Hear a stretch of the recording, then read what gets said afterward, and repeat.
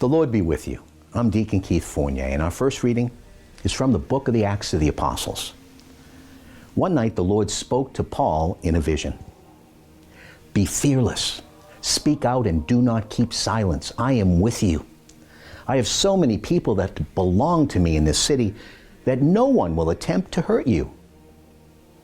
So Paul stayed there, preaching the word of God among them for 18 months. But while Gallio was proconsul of Achaia, the Jews made a concerted attack on Paul and brought him before the tribunal, saying, "We accuse this man of persuading people to worship God in a way that breaks the law." Before Paul could open his mouth, Gallio said to the Jews, "Listen, you Jews, if this were a misdemeanor or a crime, it would be in order for me to listen to your plea.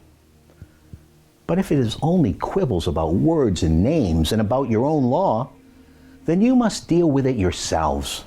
I have no intention of making legal decisions about these things." Then he began to hustle them out of the court. And at once, they all turned on Sosthenes, the synagogue president, and beat him in front of the tribunal. Gallio refused to take any notice at all. After staying on for some time, Paul took leave of the brothers and sailed for Syria, accompanied by Priscilla and Aquila. At Contray, he had his hair cut off because of a vow that he had made. And our response is taken from Psalm 47. For Yahweh the Most High is glorious, the great King over all the earth. He brings peoples under our yoke and nations under our feet. He chooses for us our birthright, the pride of Jacob whom he loves.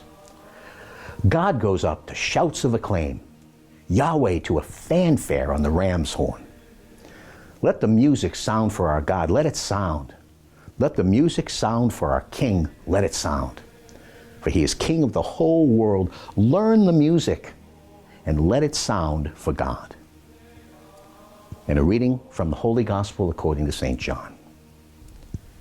Jesus said, "In all truth I tell you, you will be weeping and wailing while the world will rejoice. You will be sorrowful, but your sorrow will turn to joy. A woman in childbirth suffers because her time has come. But when she has given birth to the child, she forgets the suffering in their joy that a human being has been born into the world. So it is with you. You are sad now, but I shall see you again, and your hearts will be full of joy, and that joy no one shall take from you. When that day comes, you will not ask me any questions. In all truth I tell you, anything you ask from the Father, he will grant in my name." The Gospel of the Lord.